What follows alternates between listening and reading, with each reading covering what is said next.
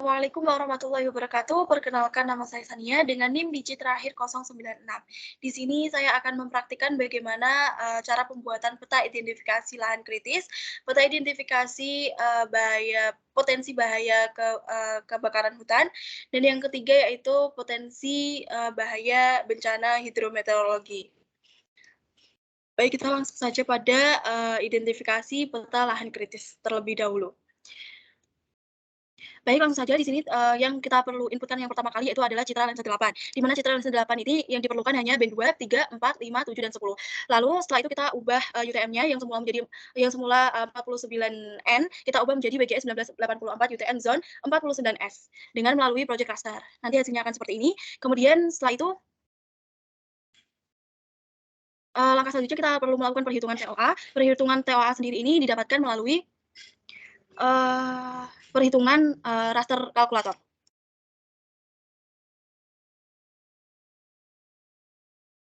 seperti ini. Kemudian kita inputkan dari band 10, untuk rumusnya sendiri yaitu, TOA sendiri atau top atmosfer, rumusnya yaitu band 10 dikali dengan reflektan dari multiband 10, dengan nilai reflektan multiband yaitu 0,00002 dan dikurangi dengan reflektan at multiband dengan nilai yaitu 0,1. Setelah itu kita akan mencari AVI melalui raster kalkulator juga dengan rumus yaitu sebagai berikut, dan setelah itu hasilnya akan seperti ini. Untuk nilai AVI hasilnya akan seperti ini, EVI, kemudian BSI hasilnya akan seperti ini. Untuk rumusnya sendiri seperti ini, bisa dilihat. Kemudian untuk BSI rumusnya seperti ini, TOA band 7, dan seterusnya. Kemudian setelah mencari BSI dan juga EVI, kita lakukan multivariance antara keduanya.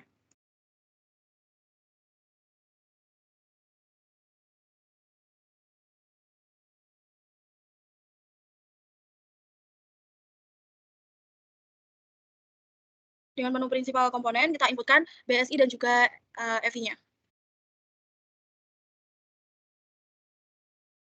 Setelah itu kita lakukan penyimpanan dan kita oke. Hasilnya akan seperti ini untuk FD-nya. Setelah itu kita melakukan raster kalkulator lagi untuk mendapatkan SI, yaitu dengan rumus yaitu untuk SI-nya rumusnya yaitu 1 min TOA band 4 dikali dengan 1 min TOA band 3 dikali dengan 1 min TOA band 2, akar 1/3. Kemudian untuk nilai TI-nya sendiri masih menggunakan raster kalkulator dengan rumus radian maksimum band 10 dan seterusnya. Kemudian untuk SSI ini didapatkan dari seperti dengan FD yaitu melalui prinsipal komponen dengan menginput SI dan juga TI. Hasilnya akan seperti ini. Untuk SSI, setelah mendapatkan SSI kita perlu mencari FCD. FCD ini merupakan output akhir dari data citra. Nah, data citra satelit menghasilkan output terakhir yaitu forest canopy density. Forest canopy density sendiri menggunakan raster kalkulator kembali dengan rumus yaitu square root FD dikali dengan SSI di plus 1. Hasilnya akan seperti ini. Setelah mendapatkan FD, kita beralih pada data DEM. Data DEM sendiri kita input, di sini merupakan data DEM Semarang. Setelah kita menginput data DEM Semarang, kita perlu melakukan slope. Slope sendiri kita ketikkan saja di menu search. Setelah itu kita inputkan untuk data DEM-nya, kita lakukan penyimpanan dan juga ini dirubah menjadi present rise. Kemudian dilakukan penyimpanan, oke. Dan hasilnya akan seperti ini, slope. Setelah mendapatkan slot, kita beralih pada peta tematik. Untuk peta tematiknya sendiri ini ada 4 jenis peta tematik, yaitu yang pertama yaitu jenis tanah, tutupan lahan, kemiringan lereng, dan curah hujan. Dari masing-masing peta tematik ini kita cek atribut tabelnya, kita masukkan dari masing-masing nilainya. Untuk jenis tanah sendiri yang perlu kita tambahkan yaitu nilai K, sedangkan untuk tutupan lahan sendiri yang perlu kita masukkan yaitu nilai CP, dan kemiringan lereng ini yang perlu dimasukkan adalah nilai LS, sedangkan curah hujan yang perlu dimasukkan adalah nilai R. Jadi nilai-nilai ini didapatkan dari PDF yang dikirimkan dari Pak Koko. Kemudian selanjutnya setelah melakukan input nilai pada masing-masing SHP ini, kita rubah SHP ini menjadi bentuk raster. Nah, caranya itu pada menu polygon to raster, kemudian hasilnya akan menjadi seperti ini. Ini sudah berbentuk raster, kemudian kita perlu mencari erosivitas dengan caranya yaitu kita ke menu raster kalkulator lagi. Setelah itu kita inputkan semua hasil peta tematik yang telah dirasterkan, yaitu jenis tanah dikali dengan tutupan lahan dikali dengan kemiringan lereng dikali dengan curah hujan. Seperti ini.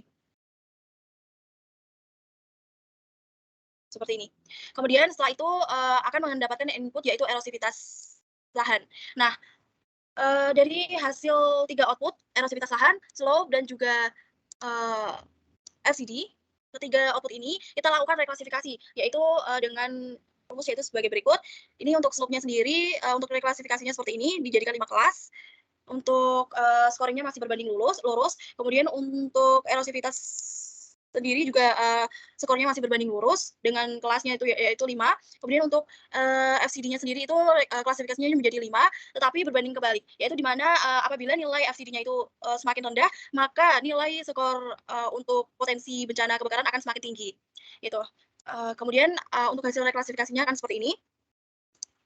Kemudian dari hasil reklasifikasi 3 output ini akan kita lakukan weighted overlay, di mana weighted overlay-nya seperti ini. Kita tinggal klik set equal influence, kemudian kita tulis from 1 to 5, dan kita lakukan penyimpanan dan penamaannya. Nanti tingkat kekritisan lahan hasilnya akan seperti ini.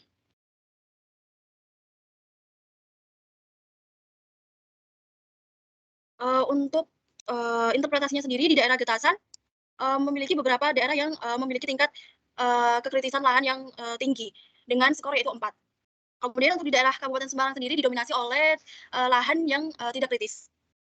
Dan kemudian disusul dengan skor 2 yaitu dengan klasifikasi yaitu tingkat lahan yang cukup kritis, dan kemudian untuk di daerah Ungaran Timur beberapa lokasi ada yang berklasifikasi cukup tinggi.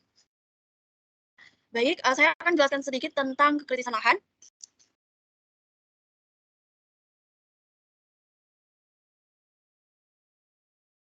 Untuk pengertian dari kekritisan lahan sendiri, yaitu yang pertama, kekritisan lahan kritis itu didefinisikan sebagai lahan yang mengalami proses kerusakan fisik maupun kimia dan juga biologinya.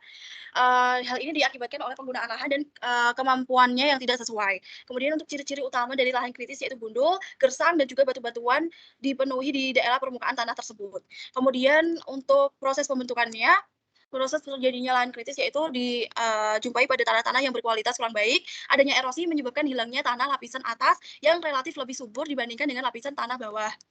Kemudian dampaknya sendiri terjadi penurunan kualitas tanah, menurunkan fungsi konservasi, produksi, dan kehidupan sosial ekonomi masyarakat. Untuk upayanya sendiri bisa dilakukan melalui kegiatan konservasi secara vegetatif dengan melakukan reboisasi, penghijauan, pengkayaan jenis tanaman, dan juga konservasi secara sipil teknis. Mungkin itu saja yang dapat saya jelaskan untuk bagian lahan kritis. Selanjutnya saya akan melanjutkan untuk potensi identifikasi kebakaran hutan. Untuk identifikasi kebakaran hutan sendiri yang diperlukan yaitu data SHP tutupan lahan, sungai, jaringan jalan, peta peruntukan lahan hutan, peta tanah gambut, sebaran titik panas. Dan untuk data rasternya sendiri yaitu jejak kebakaran hutan, NBR, suhu permukaan atau LST, dan citra landscape 8, band 4, 5, 10, dan juga 11 saja. Kemudian berikut merupakan cara pengolahan dari identifikasi potensi kebakaran hutan. Di sini yang perlu kita lakukan pertama yaitu menginput data TOA band 5 dan juga band 7. Kemudian kita cari nilai NBR dengan menggunakan raster kalkulator dengan menginputkan rumus yaitu seperti ini, TOA band 5 dikurangi dengan TOA band 7 dibagi dengan TOA band 5 ditambah dengan TOA band 7. Ini untuk mengidentifikasi NBR atau area terbakar. Kemudian di sini sudah saya dapatkan melalui proses perhitungan raster kalkulator nilai NBR-nya. Setelah itu kita perlu mereklas dari hasil NBR-nya. Caranya itu kita ke menu reclassify, kemudian kita inputkan data NBR-nya. Seperti ini. Untuk NBR sendiri ini berbanding kebalik dengan skor potensi kebakaran hutan. Klasifikasinya kita rubah menjadi 5 kelas dan metodenya kita rubah menjadi equal. Seperti ini. Nah, karena ini berbanding terbalik, semakin kecil nilai NBR maka potensi kebakaran hutan akan semakin tinggi. Jadi ini akan mendapatkan nilai skor tertinggi yaitu 5, 4, 2, 1. Ini lalu kita melakukan penamaan dan penyimpanan, hasilnya akan menjadi seperti ini. Setelah itu kita beralih pada memasukkan titik hotspot atau titik panas. Nah, di sini ada titik panas sekitar 2. Saya akan rubah poinnya terlebih dahulu. Nah, seperti ini. Nah, titik hotspot atau titik api ini bisa dilakukan untuk pendekatan tutupan lahan, di mana kita masukkan dulu untuk SHP tutupan lahan. Nah, pendekatannya sendiri yaitu berupa apabila lokasi berdekatan dengan titik api ini, maka skornya sendiri akan paling tinggi, yaitu sekitar 5. Kita bisa cek untuk atribut tabelnya. Nah, seperti ini. Pada bagian daerah yang berdekatan dengan titik api akan mendapatkan skor tertinggi yaitu 5. Seperti ini. Di sini saya sudah melakukan cut polygon juga untuk mengidentifikasi jarak, sekitar 8 hingga 10 kilometer dari titik api. Kemudian, setelah kita lakukan scoring, kita perlu merubah SHP tutupan lahan ini menjadi bentuk raster. Caranya yaitu kita ke menu polygon to raster, kemudian, akan menghasilkan data seperti ini. Ini tutupan lahannya telah dirubah menjadi raster. Kemudian setelah itu kita beralih pada SHP jalan. Di SHP jalan ini kita perlu melakukan buffer, multiple buffer. Multiple ring buffer. Di sini kita tinggal inputkan dulu data jalannya, kemudian kita lakukan, pengisian distance-nya dari 500 hingga 2.500 dengan kelipatan sendiri yaitu 500, 500. Jadi, distance-nya 500, 1.000, 1.500, 2.000, 2.500. Kemudian kita lakukan penamaan dan kita simpan. Selanjutnya, hasilnya akan menjadi seperti ini untuk buffer jalannya. Setelah kita melakukan buffer jalan, kita perlu merubah buffer jalan ini menjadi bentuk raster. Caranya sama seperti sebelumnya, yaitu menggunakan menu polygon to raster, dan hasilnya akan menjadi seperti ini. Setelah itu, kita perlu melakukan reklasifikasi pada, jalan buffer. Seperti ini, kemudian kita inputkan untuk jalan buffernya. Nah, di sini, untuk scoring-nya itu berbanding terbalik dengan potensi kebakaran hutan, di mana, apabila lokasi itu berdekatan dengan jalan, maka potensi scoring-nya itu, potensi terjadinya kebakaran hutan akan semakin tinggi. Jadi ini akan memperoleh skor tertinggi yaitu skor 5, kemudian ini, lalu, lakukan penamaan dan penyimpanan. Maka hasilnya akan seperti ini. Baru setelah itu kita beralih pada SHP sungai. Di SHP sungai ini sama seperti SHP jalan, kita perlu melakukan, multiple ring buffer terlebih dahulu. Untuk multiple buffer ring-nya itu sama seperti jalan tadi, dengan distance yaitu, kelipatan 500, mulai dari 500 hingga 2.500. Kemudian setelah kita buffer, hasilnya akan seperti ini, dan setelah itu kita lakukan, perubahan dari SHP menjadi raster, menggunakan menu polygon to raster. Hasilnya akan menjadi seperti ini, dan kita lakukan reklasifikasi, seperti ini, kemudian kita inputkan, sungai rasternya. Untuk sungai ini berbanding lurus, jadi, untuk values-nya tidak usah dirubah. Kemudian hasilnya akan menjadi seperti ini untuk reklasifikasi sungainya. Kemudian kita beralih pada peruntukan lahan hutan. Untuk peruntukan lahan hutan sendiri, kita buka untuk atribut tabelnya.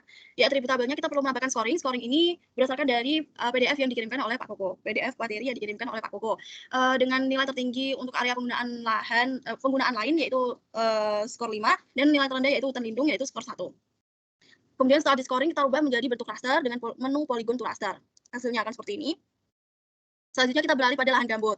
Untuk, lahan gambut sendiri di sini, cuman ada 2 klasifikasi yaitu gambut dan non gambut. Untuk gambut sendiri itu lebih berpotensi terjadinya kebakaran hutan sehingga skornya itu tinggi yaitu 5, dan untuk non gambut yaitu 1. Setelah dilakukan scoring kita rubah menjadi raster dengan menu polygon to raster. Hasilnya akan seperti ini, kemudian kita inputkan data LST. Data LST ini, saya peroleh setelah saya lakukan identifikasi atau setelah saya lakukan praktik dengan, Ibu Sri Rahayu di pertemuan ke-9. Setelah itu, data LST ini kita perlu lakukan reklasifikasi, yaitu caranya sama, kita, ke menu reclassify dan kita tinggal inputkan data LST-nya, kemudian klasifikasinya kita ubah menjadi 5 kelas saja, kemudian untuk, metodenya equal, dan kita oke dan kita atur penyimpanannya. Kemudian hasilnya akan seperti ini. Baik, jadi jumlah output yang telah dihasilkan yaitu ada 7.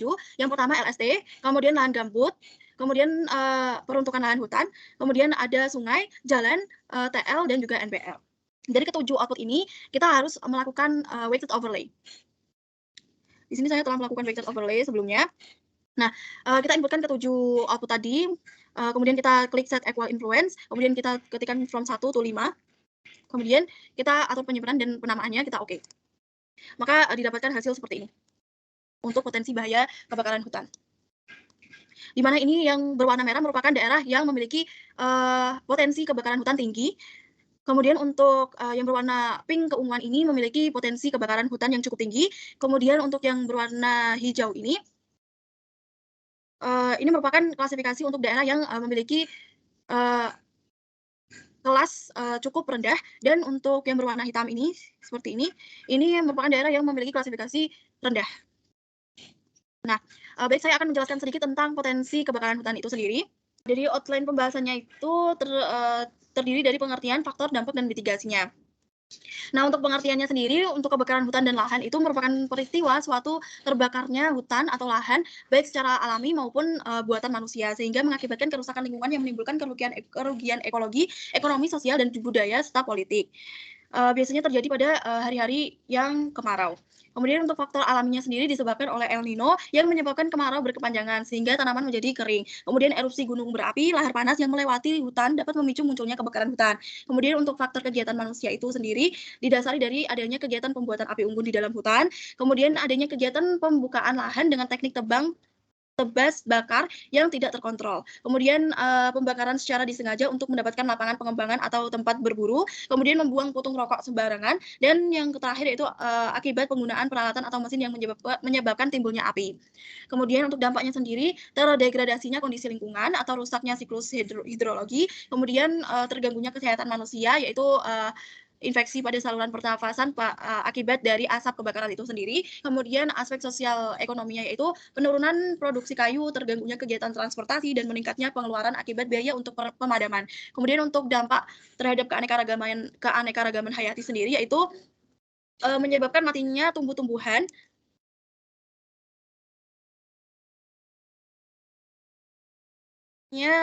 tumbuh-tumbuhan dan satwa karena, kebakaran hutan itu sendiri sehingga, bisa menyebabkan kepunahan juga. Selanjutnya yaitu ada mitigasi, yang pertama itu zona rawan kebakaran, yaitu zonasi wilayah rawan kebakaran. Yang kedua bisa melalui pengelolaan kawasan hutan dengan membuat fire breaker, kemudian yang ketiga yaitu penebangan hutan kemasyarakatan sebagai buffer zone, yang keempat pengembangan sistem peringatan dini kebakaran hutan, yang kelima penyediaan dana untuk pelatihan penanggulangan bencana dan penelitian ilmiah tentang kebakaran hutan, yang keenam pemberdayaan kelompok masyarakat, yang ketujuh restorasi lahan gambut menjadi pertanian nanas dan arboretum gambut. Yang terakhir yaitu inovasi pemadaman kebakaran hutan.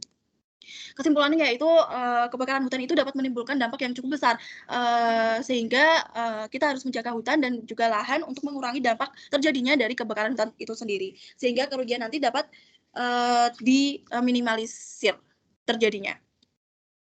Baik, itu saja yang dapat saya sampaikan untuk, potensi identifikasi bahaya kebakaran hutan.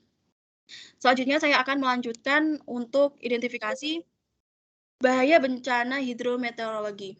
Untuk bahaya bencana hidrometeorologi sendiri, bahan yang perlu disiapkan yaitu administrasi Kabupaten Semarang, TOA BEN 2, BEN 3, BEN 4, BEN 5, BEN 7, Dem Kota Kabupaten Semarang, curah hujan, NDVI, Lansa 8, dan LST.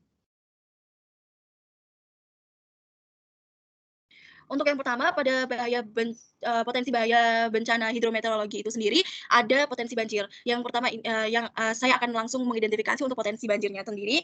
Kita masukkan untuk TOA-nya yaitu TOA BEN 3, 2, 4, 7, dan 5. Setelah, kita memasukkan TOA-nya, yang perlu kita lakukan yaitu melakukan perhitungan NDVI. NDVI ini perlu melakukan perhitungan pada masing-masing TOA karena, kita perlu mencari, nilai NDVI yang paling tepat yaitu dengan, nilai high yang tertinggi. Nah, di sini, saya telah melakukan, perhitungan untuk NDVI-nya. Ini untuk NDVI yang pertama, TOA BEN 5 dikurangi TOA BEN 7 dibagi dengan TOA BEN 5 ditambah dengan TOA BEN 7. Ini untuk hasil NDVI pertama, seperti ini. Kemudian kita beralih pada NDVI yang kedua, yaitu perhitungannya seperti ini. Yang diperlukan ada BEN 3 dan BEN 5. Kemudian ke NDVI yang terakhir, yaitu yang ketiga, rumusnya seperti ini. Yang diperlukan BEN 3 dan juga BEN 7. Dari, NDVI 1, 2, dan 3 nilai yang paling tinggi yaitu, NDVI yang ketiga yaitu sekitar 0,9503. Jadi yang kita gunakan adalah, NDVI 3 karena nilai high-nya tertinggi. Kemudian setelah kita mendapatkan nilai NDVI, 3, kita perlu beralih pada data DEM. Kita inputkan data DEM untuk daerah Semarang, Kabupaten Semarang. Kemudian dari data DEM ini kita harus mencari hillshade-nya. Untuk mencari hillshade-nya sendiri caranya yaitu seperti berikut, kita inputkan saja data DEM Semarangnya, kemudian seperti ini kita biarkan, default. Kemudian untuk, langkah selanjutnya yaitu kita perlu mencari fill. Untuk fill-nya sendiri tetap menggunakan data DEM, dengan, kita ubah, penamaan dan juga penyimpanannya saja. Kemudian hasilnya seperti ini, hillshade, dan ini fill-nya. Kemudian setelah kita mendapatkan nilai fill, kita perlu mencari flow direction-nya. Flow direction-nya itu seperti ini. Seperti ini, kita inputkan saja hasil fill-nya, kemudian kita atur penamaan dan penyimpanannya saja. Setelah itu kita dapatkan, flow direction dan kita mencari flow accumulation. Flow accumulation ini hasilnya seperti ini, kita dapatkan melalui, menu flow accumulation dengan inputnya yaitu flow direction. Kemudian, kita beralih pada, SHP curah hujan. Di SHP curah hujan ini, untuk atribut tabelnya dapat dilihat seperti ini. Nah, langkah yang pertama kita lakukan yaitu merubah SHP curah hujan ini menjadi bentuk raster, di mana menu perubahannya itu menggunakan menu polygon to raster seperti biasanya. Hasilnya akan menjadi seperti ini. Setelah, berubah menjadi raster, kita perlu melakukan reklasifikasi. Reklasifikasi ini dimulai dari, eee, flow accumulation, NDVI3, hillshade, dan curah hujan. Jadi kita perlu melakukan reklasifikasi. Yang pertama, curah hujan terlebih dahulu dengan reklasifikasi seperti ini. Kemudian kita beralih pada reklasifikasi untuk curah hujan yang kedua supaya nilai scoring-nya itu bisa muncul. Kemudian yang ketiga ini kita bisa, melakukan reklasifikasi pada hillshade, dapat dilihat pada layar seperti ini untuk, reklasifikasinya. Kemudian untuk, NDVI3 reklasifikasinya seperti ini. Dan selanjutnya flow accumulation. Flow accumulation-nya sendiri itu klasifikasinya juga seperti ini, menjadi 4 kelas. Masing-masing itu, reklasifikasinya diubah menjadi 4 kelas. Setelah itu setelah kita mendapatkan hasil reklasifikasi dari keempat bahan yaitu flow accumulation, NDVI3, hillshade, dan curah hujan, kita bisa, melakukan weighted overlay untuk menghasilkan peta potensi bencana banjirnya sendiri. Dilakukannya seperti ini, kita inputkan, reklas flow direction, reklas NDVI, reklas hillshade, dan reklas curah hujan. Kita tinggal klik, kita masukkan influence-nya untuk masing-masing, output itu diberi nilai 20%, kecuali curah hujan. Untuk curah hujan itu diberi 40% karena dia, pengaruhnya lebih tinggi. Kemudian, kita isikan from 1 to 5 juga, kemudian atur penyimpanan dan kita oke. Maka hasilnya akan seperti ini. Nah, ini merupakan hasil akhir dari potensi bencana banjir. Untuk, daerah yang berwarna hijau ini merupakan, daerah yang memiliki klasifikasi tinggi dengan skor yaitu 3, sedangkan untuk yang berwarna putih krem ini merupakan daerah yang, memiliki tingkat potensi bencana banjir sedang, dan kemudian yang berwarna merah ini untuk, daerah yang memiliki tingkat potensi banjir, rendah. Jadi untuk, skor 1 atau berwarna merah ini merupakan daerah yang memiliki potensi banjir rendah. Nah, di sini, saya akan memasukkan data admin terlebih dahulu.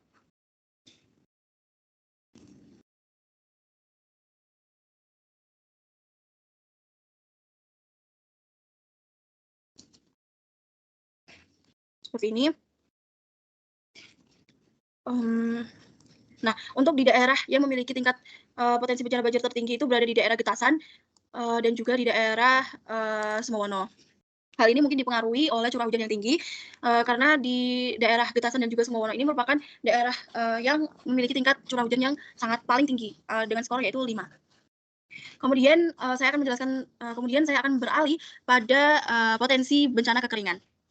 Langsung saja kita pada prosesnya. Yang pertama kita, perlu memasukkan, NDVI-nya terlebih dahulu. Untuk NDVI-nya seperti ini. NDVI ini sudah dilakukan pada proses, praktikum sebelumnya. Kemudian kita masukkan NDVI3 yang tadi, di potensi banjir tadi. Kemudian, pada hasil NDVI3 ini kita lakukan, proses untuk mencari NDDI.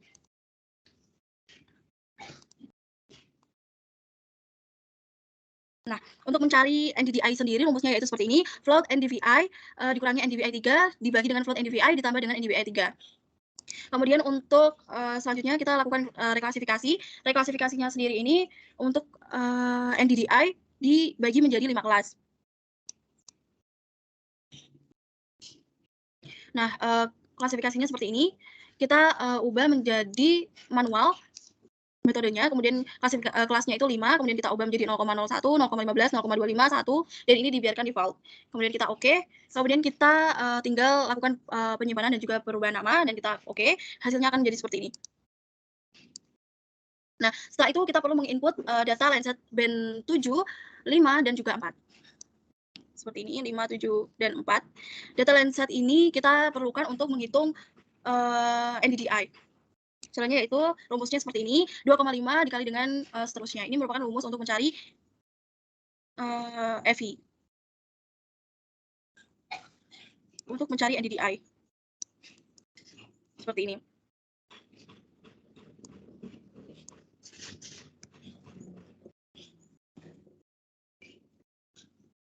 Nah, kemudian, untuk NDDI ini kita peroleh berdasarkan rumus yaitu band 5 dikurangi dengan band 4, dikurangi dengan band 5 dikurangi band 7. Setelah kita mendapatkan, NDDI-nya,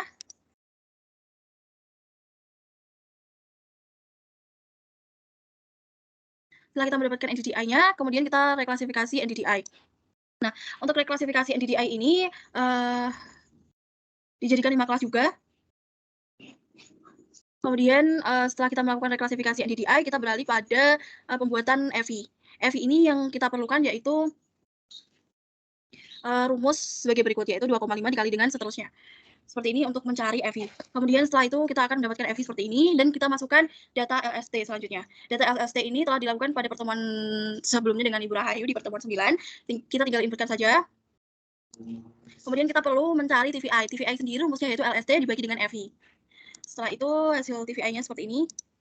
Nah, setelah kita mendapatkan hasil TVI, walaupun titik-titik seperti ini, kita perlu melakukan reklasifikasi pada TVI untuk menghasilkan potensi bencana kekeringan.